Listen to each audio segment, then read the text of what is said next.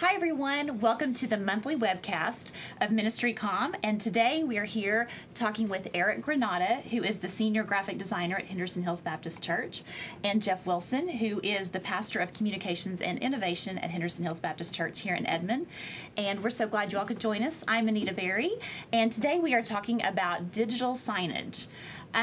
Jeff, before we dig into this topic, can you tell us a little bit about the demographics and the personality of Henderson Hills? Yeah, I'd be glad to do that. Henderson Hills is, at least what we've been told, is the largest Southern Baptist church in Oklahoma.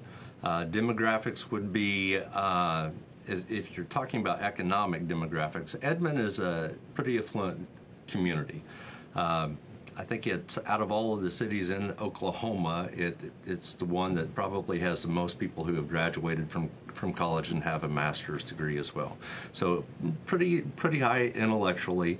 So along with that comes some higher standards and some expectations that the community has. Our church, we average just a little less than 3,000 on a typical weekend as far as service, and the church has been around for almost 46 years now. So yeah, we're coming up on 50 years. Yeah. Awesome, great. Well, thank you for that. I want to remind our audience that we will have some question and answer time at the end of our session, and you'll be able to post questions in your chat window, and Jeff and Eric will answer those for you, or you can email them to info@ministrycom.org. And so we'll take a few minutes at the end of this and try to get to all your questions. So be thinking about them and send them in as we go along. Okay, let's just start from the beginning. Okay. What is digital signage? Digital signage, at least our definition for digital signage, is anything that you would place inside the interior of your building to try to communicate what's happening within the church to the people who have visited, who are attending your church on a particular day. Now that can take many different shapes and forms. It can be something as just quick and easy as putting up a LCD TV and setting a computer next to it and running a PowerPoint slideshow. Just what we would call a rotator images that would tell people about information about events or meetings that you've got going on, or anything that you wanted to do like that. And that's what we have had for a number of years at Henderson Hills. But we wanted to be able to push a little bit more information out there with really the clientele that we have at Henderson Hills, and then also the way in which everyone is used to looking at multiple things at once, especially if you take a look at like a MSNBC TV show where you've got the ticker that goes along the side, and then there's another ticker on the left-hand side. Multiple streams of information. At our church, we've got a lot of things that are going on, and so we wanted to be able to feed more than just a specific slide. We wanted to be able to push a lot of information. So digital signage from that standpoint is a way in which to push multiple sources of information out to someone through one screen or through multiple screens where that information is replicated to more than just one screen that's there. Okay, that makes sense. Okay, now is this something you go and purchase, or is something that you create yourselves? You can go out and purchase it, and that's kind of what started us in this whole thing. Is we were talking on our communication team, how can we get all of this information out? We had a problem at our church that's very similar. Really doesn't matter how large your church is. There's always something going on, and that there may not be somebody there at an information center or at a kiosk or in the lobby that could help answer questions, where someone shows up for a class and they don't know what room it's in. So we started thinking through what's an easy way for us to be able to get that information out to people, but then also be a little bit looking a little bit forward as well, to try to let them know about some upcoming events that are going to be coming up as well. So I was in the airport one time, and I was looking, and I saw all these people standing around these monitors looking for flights, and I thought, well, that's something that we really need in the church. we need to be able to put the information out to where people can easily get it, easily accessible. But then started looking at TV, and we started seeing all these tickers going across the bottom and over on the left-hand side. So we started looking at different sources, either companies that produced it or either hardware and software. And we started checking into what the pricing was on all that, and it was just astronomical. It was, for one solution that we looked at, it was going to be an initial investment of $50,000 for the digital signage. For us, that was just way out of the price range. I wasn't even going to go and approach someone to see if I could get that budgeted. So that's where Eric is our senior graphic designer, but he also has a lot of great skills related to the web and also technology. And so he started getting out there, digging through and trying to find different ways in which we could build something, a finished product out of multiple different products that are out there. And that's where Eric went through, found all of this. We sat down, figured out exactly how we wanted it laid out, and then that's how we came up with our digital signage. Okay, very interesting. Okay, I know that you do have a lot of design knowledge, Eric, but for somebody who maybe doesn't, is this a doable thing that they can do? Does it require a ton of design knowledge? Well, it didn't require a whole lot of design knowledge for this specific project. A lot of it was more problem solving. Mm-hmm. So basically I started with what would be a good way to get this content up on a screen, and I thought, hey, Flash might work. It's not good for some things, but for some things it is pretty good, and I think this is one of those scenarios.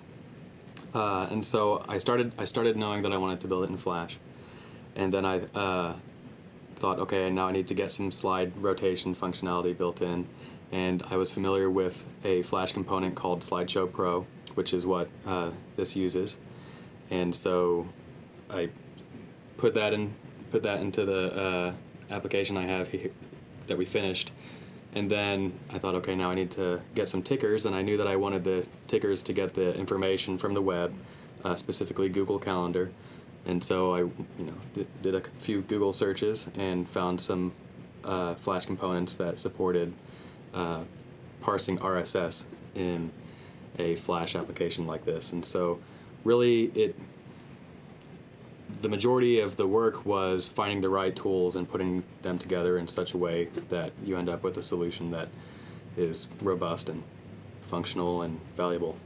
Okay. And easy for someone to be able to maintain. That was a key thing for us, is we didn't want to have something that was going to be so difficult that we wouldn't be able to maintain it. And another thing that we wanted, kind of, if we could dream big, is can we maintain this and not have to necessarily be at the church to be able to maintain it. So if I'm traveling and I needed to make a change to something, I could get onto my computer as long as I had internet service and be able to make changes and things like that to it as well. And that's where both of those, the two different programs that he's talking about, Slideshow Pro and then also Google Calendar, allows you to be able to do that. That's great. Sounds very user-friendly once you have it going then. Yeah, once you have it all set up. Now it does take some steps to get it all set up and customized for your church, and Eric's going to go through and talk about what are the steps to do that, and we've tried to make it as easy as we can. But once you do have it set up, it's very, very easy to maintain and get the content out on it. Okay.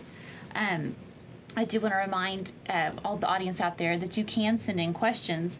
We're going to have some question and answer time in a few minutes. You can either use your chat window and type in your question, or you can email it to us at info@ministrycom.org, and we'll try to get to your questions in a minute. Eric, why don't you go ahead and explain to them the setup part of this? Well, if I can show you my screen here. Uh-oh, now I can't because I disconnected it. Sorry, guys. Let's try that again. There you go. Okay. Calculating. There we go. There it is. All right, so on the screen, you'll see what we have running on our digital signage at Henderson Hills. You've got a clock up top because that's always handy. You've got today's events, and you can see these events scrolling: Grief Share 230 in room W109, Academy of Worship and Arts, etc. These are actually events that are happening today at Henderson Hills. So when someone comes into the lobby and they see our digital signage up, and they know they're there for the deacons meeting, they can see that it's at 7 in W100.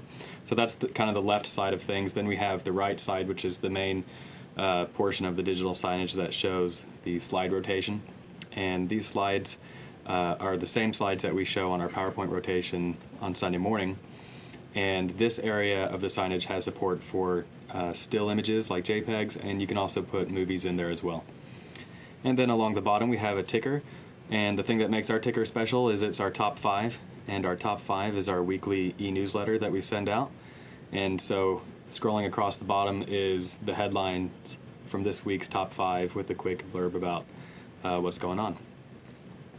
That's the digital signage. It looks very nice. But there's some really cool aspects about it.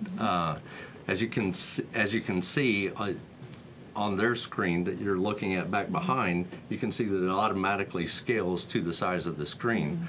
If I turn my computer around, they're also going to be able to see that no matter what you put the application onto, it's going to automatically scale to that. So how is that useful? Well, in our application, we have a number of different sizes of LCD TVs that are throughout the building, and it automatically scales to that wherever we have it sent to. We specifically have it going to 40-inch TVs that are right in the middle of our lobby area around an area that we call our information kiosk. And so that's what's on those two TVs 100% of the time. There's no other feed to it. It's always our digital signage. But throughout our building, we have check-in kiosks for our parents to be able to check their children in. And instead of just having a regular type of what am I trying to think of? Whenever it goes to a screensaver, instead of just having a regular screensaver, we thought, what if we put our digital signage on there, so whenever somebody's not checking in and it's been still for a little while, let's go ahead and put our digital signage information on that. So if you walk through our children's building and no one's at a kiosk, more than likely you're going to see our digital signage in the children's area and also in the preschool area as well. So that's kind of a cool little feature. Now, to run it, you do have to have a specific computer.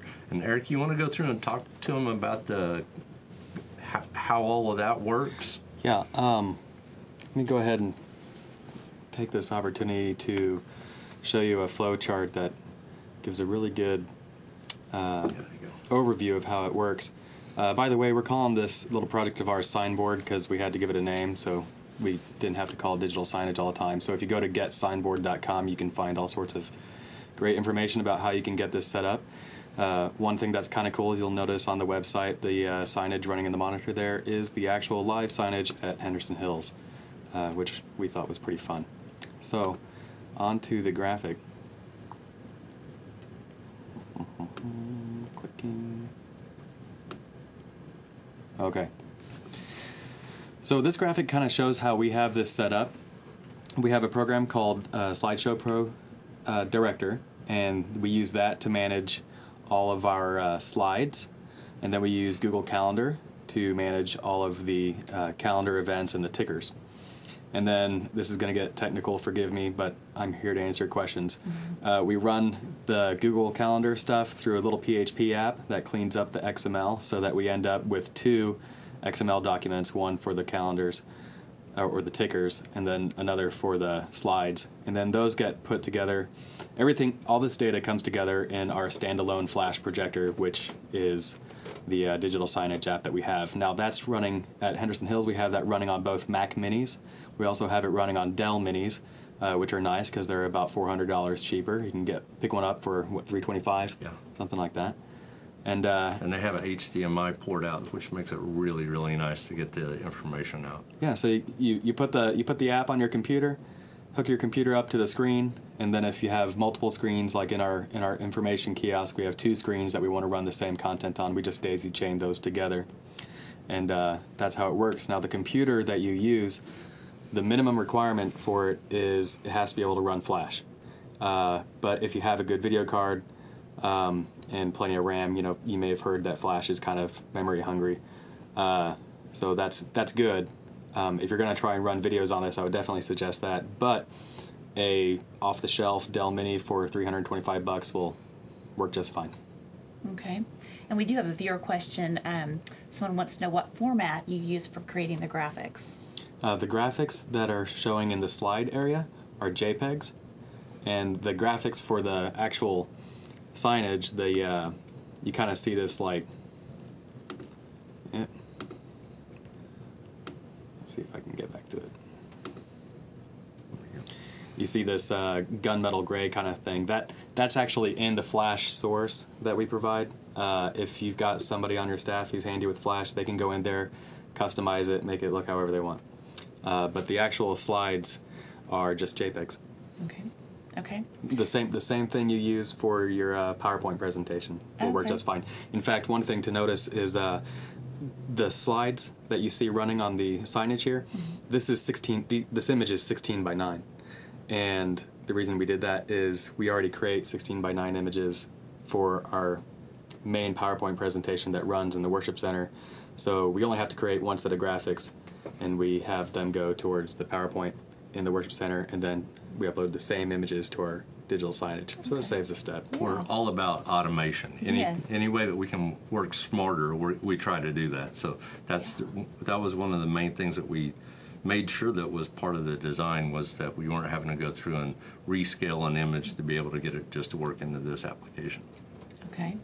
Well, that brings up another question. How easy is it to make edits once you have these? You want to show how it's done? And I'm assuming what you're saying is making an edit as far as putting something onto the calendar. So I'll go through and I'll show you what we've got set up for the month of January, and it goes through and this is, I'm in Google right now, in Google Calendar, and this is a calendar this is an account that we have set up just for the digital signage, and you can see the different colors that are listed on here. What's in red is for our top 5, so that's gonna go for many days. And then if you look over here on the bottom, we'll look on the 22nd. You can see the 2 smaller ones that are in the kind of teal blue. Those would be what's on the left-hand side. So you go in through to add something to a day. You just go into the day and you click onto it. You type in whatever you want, and let's just do ministry. MinistryCOM, and we'll go in. We're going to add this to our public calendar. I'm going to edit the event, and then I'm going to go in here. And again, this is just the Google Calendar. You're not going to have to go through, and if you know how to use Google Calendar, then it's going to work great. So I'm just going through and showing you how to put all of the information in, and then we're going to hit save, and then it's going to show up there. And then I think we're going to get it back onto our signage, we're going to have to shut down our program, then bring it back up, or does it automatically? We have our signage refresh every night at like 1 in the morning. Right. Because it doesn't, when the application launches, that's when it grabs the information. So we have it refreshed basically every night at 1. Okay. So if I click out of this and then I go back and I start this back up, then it automatically is going to go through and it's going to show the new event that I just added to it. Once it gets past the deacons meeting, then it's going to start scrolling again, and you'll see the MinistryCOM show up on it. So it's literally that easy to go in and add the information. There's the MinistryCOM right there. Wow, that's great. Yeah. Okay. Pretty simple. Yeah. We have another viewer question. It says, so the presentation software runs on each computer, not off a web app? Yeah, the software is kind of twofold. You have what you could consider a client app, which is the actual compiled Flash projector, and that runs on the local computer. And then it gets the information from the cloud, that being Google, in our case, I hate that word, Google Calendar and Slideshow Pro. I'll show you real quick how we manage the slide content on the signage. We use a product called Slideshow Pro Director. And you can get Slideshow Pro Director and run it on your own server, or you can get a hosted solution. But here you'll see the slides we have currently running on our digital signage. And if I wanted to upload some, I could upload from here. If I wanted to deactivate one temporarily, I could do that. Now it's deactivated, and I can turn it back on. I can change the order. I can upload JPEGs. I can upload movie files. It does all that. So it makes it real easy to manage the content from the web, any computer. Okay. All right. Jeff, you mentioned at the beginning of our discussion that when you looked at outsourcing some of this stuff, that you got prices like $50,000 that were, And that wasn't hefty. the top end. Oh, wow. Yeah. Okay, so this isn't free No. to do it yourselves. So what would be involved for, an average-sized church to do something like this? Well, if someone doesn't have any signage up at all, then they're going to have to go out and purchase a LCD TV to put it out. I wouldn't even buy one of the old analog TVs. I'd go get a digital TV because you can get them just as cheap as you can the other ones now. So you'll need a digital TV. Then you're going to need some type of a computer. We're running both, just like Eric said. We're running the Mini Max and then also the Dell Minis. Dell Minis work great, and they're a whole lot less expensive, so you can get a Dell Mini for around $320, $350. You'll need some cabling. I recommend using HDMI just because it's just got a great feed and it's very easy to set up. If you want to run it in the same information on two different screens, if it's a short distance between the two, then you're going to need a splitter to go in there, and you can get those at most electronic shops would be able to sell that to you. You're not going to be able to walk into like Walmart and get one. You're going to have to go somewhere and purchase it. And then you're going to need to buy the software to be able to work with it. And the software, Eric, why don't you talk about the pieces that they're going to need? Sure. And let me go over here because I listed it out earlier. For software, what you're going to need, first you'll need Flash Professional because we're not providing a solution that is ready off the shelf yet. You'll need Flash Professional because what we are providing is we're providing the source code, or not the source, but really the source project that we built in Flash. So in order to customize all these things, you'll need Flash Professional. The second thing you'll need is a Flash component, which is kind of like a plugin for Flash called ARSA's Flash News Ticker. And if you go to getsignboard.com and click on Learn More, you'll be able to, it's getsignboard.com, and then click on Learn More. You can see this list of all this software, and it's got links to everything you'll need. So Adobe Flash Professional, ARSA's Flash News Ticker, which is what parses the RSS, Slideshow Pro's Flash component, which is what displays the slides and the signage, and then Slideshow Pro Director, which is what lets you manage your slide content from any computer. The total cost for software, minus Flash Professional, but the total cost for the News Ticker component, the Flash component for Slideshow Pro, and then Slideshow Pro Director is about $150. Wow. so for $150, and that's if you don't have any of that software, it's going to cost you $150 just for the software, and then whatever you're going to be out for the TV and for the computer. Wow, that is A little bit of a savings. Yeah. A little bit. Yeah, that is great. That's great to know. I do want to remind the audience we do have a few more minutes that we can answer your questions. You can, again, type those in the chat window, or you can email us at info@ministrycom.org, and we will try to get to your questions. Jeff, when you were just talking about the splitter and being able to put different pieces of information on the screen, it seems like one of the really big advantages to digital signage is that you're able to get a lot of messages in a small space. I mean, it just seems like you're pushing so much more information. It's the most efficient way I can think of. Yeah, to us, it was a no-brainer whenever we were going through and trying to figure out exactly what we wanted to do. We kind of storyboarded out, what do we want to try to accomplish? If money was no problem, what do we want to try to do? And then Eric went through and started doing the research and found all these different products and then laid it all out. So we really are able to push a lot of content out very, very quickly in a small space. Some of our check-in monitors are only 19-inch. But again, it scales perfectly to that so that you can go in and be able to see all of that information if you're just standing in front of one of our check-in systems. Now, there is some limitations as to how far you can run the feed. Cabling that you're using, like with the HDMI cabling, most people will tell you that you shouldn't run an HDMI cable over 50 feet. So, there's some limitations there. You may have to put multiple computers out and then be able to send a signal out from there. In fact, that's what we have in one part of our building. We've got digital signage down in our student area. They wanted to be able to have their own information showing up on their screens that are down in the student area.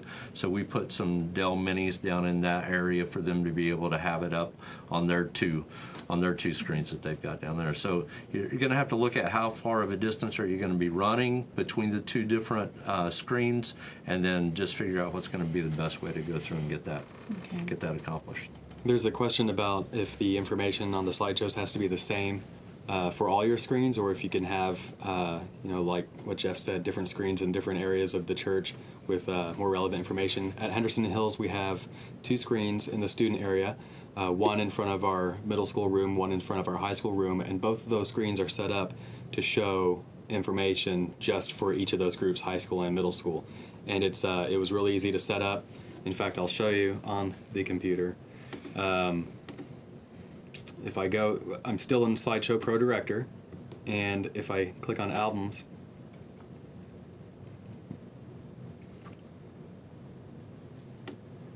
you'll see I have sign info, sign for the info kiosk, and then an album for the high school and an album for the middle school. So, I can go into the middle school one and check out what slides we have running there. And if I wanted to upload more, I could do that. And that was a quick change that we made in the Flash source. All we do is we change an address and then recompile. Somebody wanted to know how to get the source code again, so I will tell you. You go to getsignboard.com and click on the big green download now button. And what that's going to do is it's going to take you to a website called GitHub.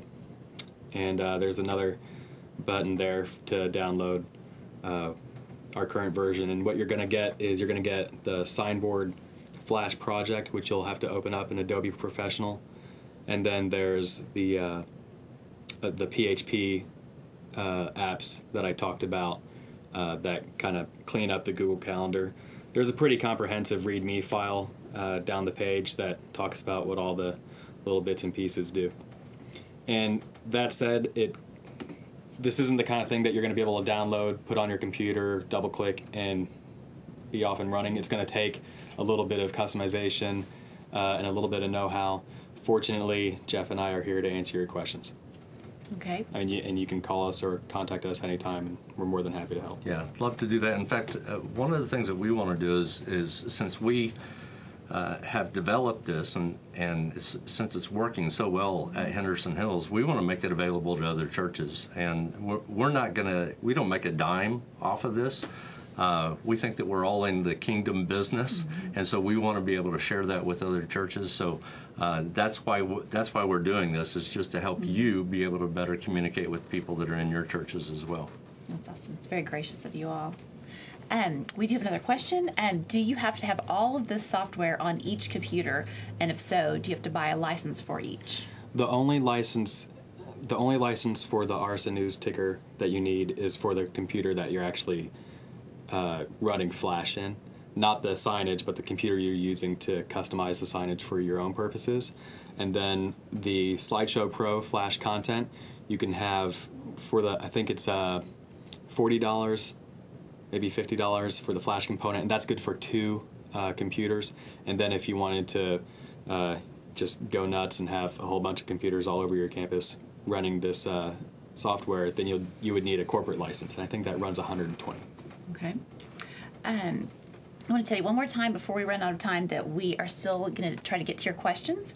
You can put those in the chat window on there, or you can email us at info@ministrycom.org. And Jeff and Eric would love to answer those questions for you. It may be sound like a little overwhelming to folks out there who come from a smaller church, just because Henderson Hills is a very large church. And I'm just listening. It sounds like a lot of TVs and a lot of signage and monitors and things. Is this a doable project for a small church, and would it be beneficial for a small church? Oh, I think yes, in both instances. It is doable. Now, someone on staff may not know how to go about and set all of that up, but more than likely there's someone in the church that has the technical knowledge for them to be able to go through and put all of this together. So don't be afraid about going to your church members and asking them to help. It's a great way to let them use the gifts and the talents that the Lord's given them to be able to help you to communicate to the church. And even if there's no one in the church, I'm sure there's someone in your community that you could probably hire very, very cheaply, because it's not going to take very long, especially if they know what they're doing, to be able to go through and put this all together for you. And then as far as it being useful within the church, just think of the number of times that you've had something going on at the church and you've received a telephone call somebody asking you, I'm at the church, I have no idea where this meeting is and what time it starts. Wouldn't it be nice to be able to have that up in the church running so that people that do show up for a meeting, that they've got that information there? Anita, I've been really surprised. Something that just really kind of caught me off guard was once we had this up in our lobby area with the two screens, I was just kind of captivated by people that would walk by that, take a look at these screens, and just stand there and watch this information just scroll through. It was just like at an airport. Whenever you walk and you're looking to see when a departure time and when an arrival time is, and you're looking through and you're watching all of it, that's what our church members were doing. Not just to see the thing run, but they were looking to see the information to see if there was something that they could get involved in, something that was applicable to them. So it's just another great communication tool for us in the church to be able to use to try to help them understand what we're trying to do and how they can get involved. And I'm just thinking, as I'm picturing all these people standing there watching the monitors, probably learning about things that they would not necessarily have ever known were happening right there in their own church. So that's a great way to get more information. Now, all of this information is in the bulletin that we put together, and it's also in this e-newsletter that we send out. But it's just another repetitive image. It's coming to them in a different way. And if you've ever done any type of study in marketing, you know that someone has to see an image, somebody has to see a product a number of times before they're going to have interest in it. And so it's just another way to get that information out.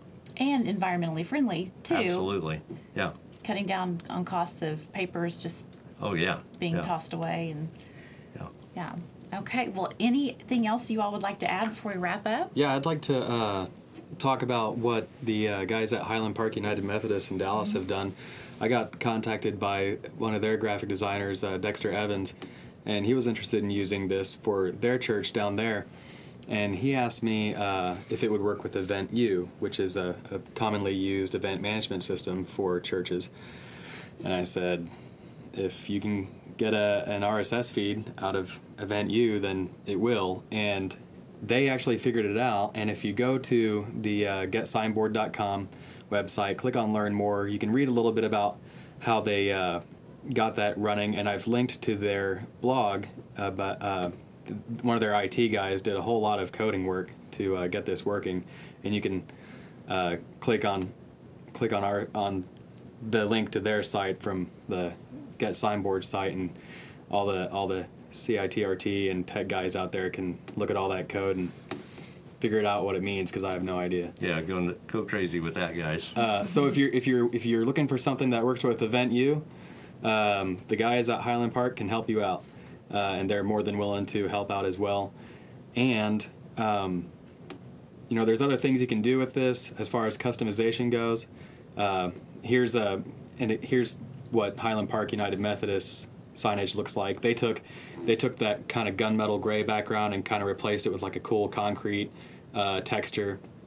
They put their logo down there. They switched out feeds, and you can skin it the way you want to make it match what your church's brand is. You can move elements around. You can add content from different sources.